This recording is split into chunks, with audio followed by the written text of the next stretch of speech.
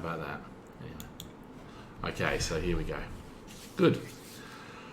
All right, guys, so welcome to today's live stream. And look, if you've got any questions, chuck them into the question box. I've got the YouTube questions running. Otherwise, feel free to email me in webinars@gladfish.com. But look, what we're going to cover today, and the main topic is China, okay? And why are China's numbers so low compared to everyone else? Is there a reason for it? Is there a proper excuse? The other side of it, I think, is too, we'll look at some conspiracy theories and my thoughts on those. And really what I want to do is I don't want to get into the whole negativity, because there's so much negativity and crap. You can look at all around on that, on the news and YouTube and all that.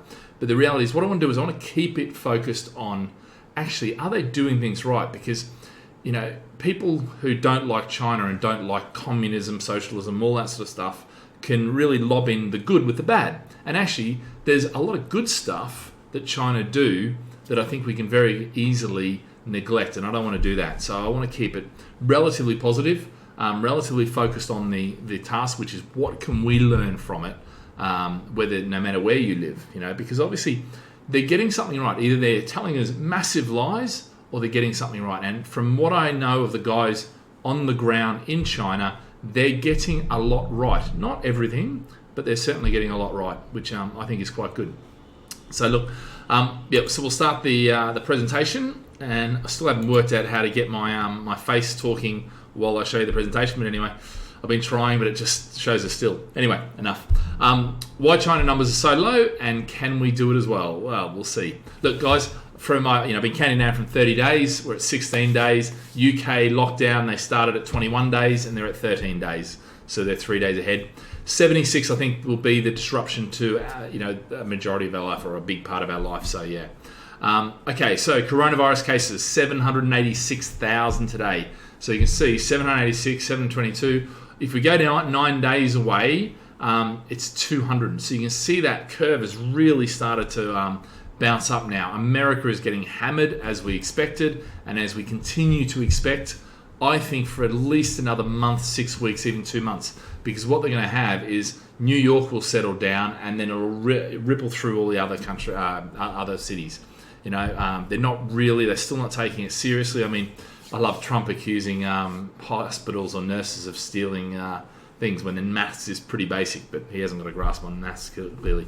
Anyway, Italy, the number of cases seem to have got under control, which is good news. So we should see those deaths start to level out, which is the good news about that. And with Italy is the fact that if that is the case, then what we're seeing is that the model works, whether it be in China or Italy or wherever, which means we are going to get through this, albeit with potential. I mean, they've got a lot of deaths there, almost, 800 yesterday, which is a huge amount, but that is likely to come down and start to come down.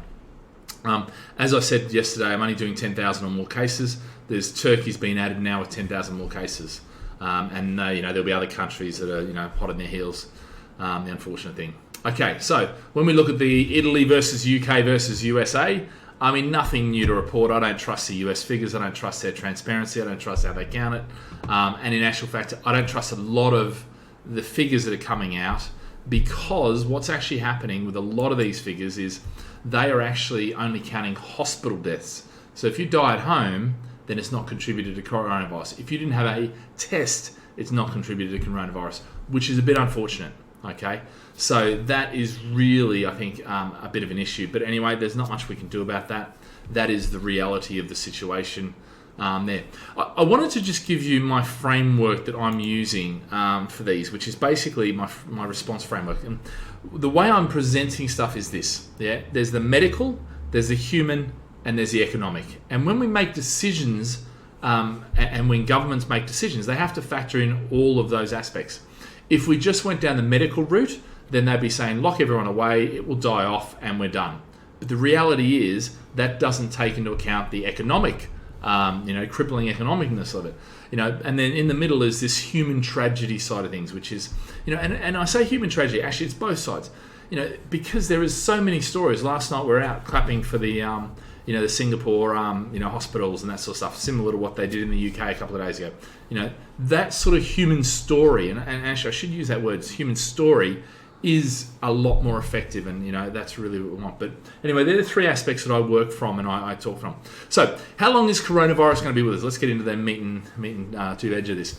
Look, bottom line is we've got these two things. We've got herd immunity and we've got vaccine. All right.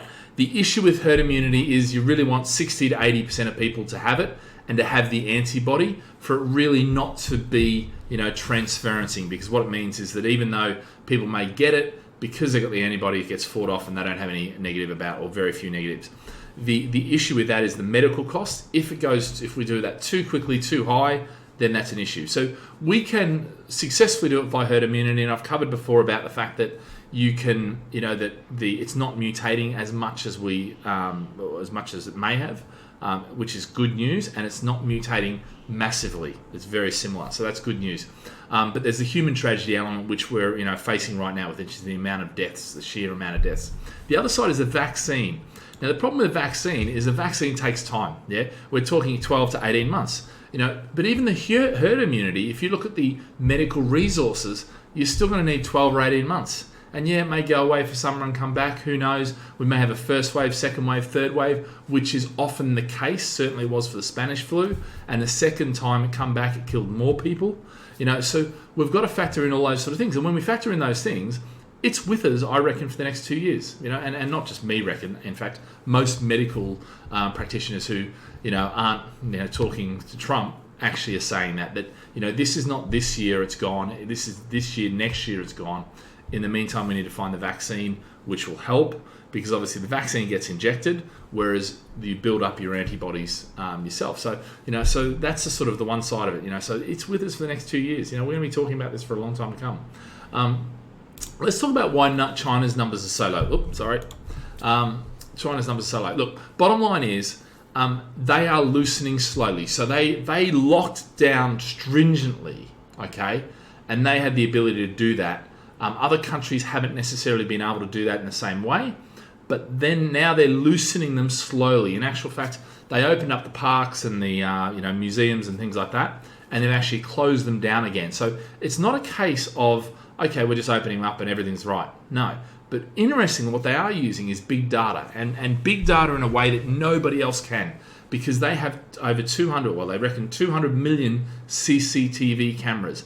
They have WeChat, social media, which basically everyone uses for their swipe payments. I mean, most people don't have credit cards there or bank accounts necessarily. They have WeChat, and WeChat is where everything happens, and it's an amazing thing. Now, what that means is they're using big data, and if you look at the photo there that is on the screen, you'll see that this person is holding up a QR code. Well, that QR code is green. Green basically means you can travel freely around. Then you have yellow, which means you're restricted to certain areas. And then you've got red, which basically means go home and be quarantined. And I think the interesting thing with that, using that, if you like, traffic light system for allowing people to move around, the QR code, that works very well. You identify people, you can actually, and you know who that is because that's their phone, but it's also with facial recognition, so you're able to actually go, right, there's a case in this particular shop at this particular time, and therefore I'm going to red light all of these people that were in that shop at the time. Yeah. So you may be sitting at home, sitting there green, all of a sudden your thing turns red, and it's like, okay, I'm on 14-day quarantine now because something's happened. That's using big data. Now, yes, there's human rights issues and all that sort of stuff, but you know what? China has the ability to do that. Now, what they can do by doing that, using that big data, is they can test and they can trace, and that is key to this whole thing. It's one of the, there's certain pillars that we're building the response to, okay? One of them is locking down, social distancing effectively. Another one is testing and tracing, okay, contact tracing. Yeah, and these sort of things, they work, and they are shown to work. Now the problem is they don't work immediately; they take some time. All right. The other side is, and this is where I think we can do most of this that's there now, but the issues we face outside of China. Okay, the States has federal, state, and local. The problem is states. Now that is a real issue. Have centralized command and centralized, that. And that's what I think the UK is doing well, is they are coordinating centrally. but they're locally implementing, which is great news. But then you've got compliant society, which is the final thing that China has. If the government says to do something, they do it. In the UK, in the US, in Australia, you know what? I mean, the classic case was in Bondi Beach. Everyone said stay at home, and what happened? Everyone thought that meant go to the beach, And that, unfortunately, is the reality of the situation for a lot of people. Now, you're probably going to get bombarded with conspiracy theories, and some of the conspiracy theories, look, I'll put them on the screen now. But look, bottom line is conspiracy theories. Look, I read them and I look at them, but I also have a healthy skepticism of a lot of these sort of things. For instance, there's the theory that China designed this coronavirus and they released it on their population so that they would have it first, they would gain immunity, the rest of the world would fall over, etc., etc. I'm not sure that that's actually the case, okay? And the other side is China has the vaccine. Not really sure that's the case either. And the reason is because if you look at the big data and you look at how they use it, actually, to be fair, they have the ability to be able to do this, because when you look at what they're doing and you look at what South Korea does and you look at what Singapore does and you're looking at that, they're doing that and they're able to do that, which is good vaccine to get the results they're getting. Yeah, they're trying to get back on now. Yeah, it's reconnecting. But, So, look, bottom line is for the 21 million users, it's amazing. 30 or so mobile phones, some of them pay a go. We may not renew them or top them up, and they may go into their thing. I mean, they've been locked down for a while. If you're in a low socioeconomic, you may not be able to afford it. You may not have income. So therefore, 21 million in 1.6 billion is not a very big percent to lose. So, that's where I look at that. China's allies are not getting it. This is great because people say, Russia's not getting it. So, it must be conspiracy and they must be giving them the reality is, okay, there's a thing called the SCO, or the Shanghai Cooperation Organization. Organization. But if you look at that, there's 8 countries and 4 observers. That include Iran. Iran got hammered. That includes Pakistan anyway. All those sort of places. But the bottom line is, India, Pakistan are in there as well. And the reality is they are getting it. They're in different stages of the curve. So a lot of this sort of conspiracy theory doesn't hold up. China's sending faulty masks. Look, I have a tyre company in Australia, and I know some of our competitors, what they do is they go to China and they buy tyres. And then they actually get them shipped across, and when they arrive, they put them onto customers' vehicles, and those vehicles then, for whatever reason, they're low quality, they fail, they blah, blah, blah, all that sort of stuff.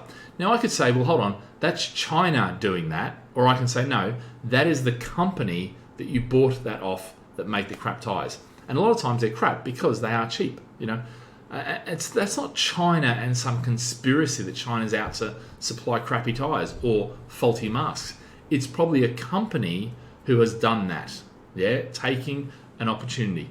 I've seen the one about the 5G that actually is not China at all. It's not coronavirus. It's actually 5G that's causing this.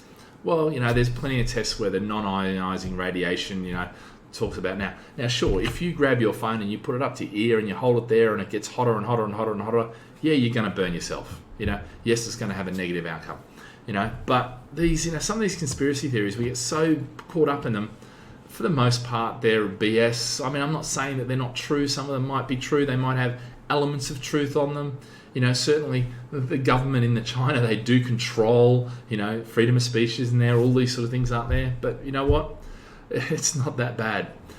Look, is a second wave coming from China? Now, for China, I should say, for China. It may come from China later on, but we'll see. But for China. Look, bottom line is, as travel restrictions are lifted, this potentially could cause another wave. Obviously, it's imported cases. I know in Singapore, imported cases, that's where the majority of people are coming from. Same in China, potentially. They've got the Chinese citizens coming back. They've restricted, non-Chinese. But bottom line is, it could see a second wave. That is normal and can happen and has happened in the previous cases.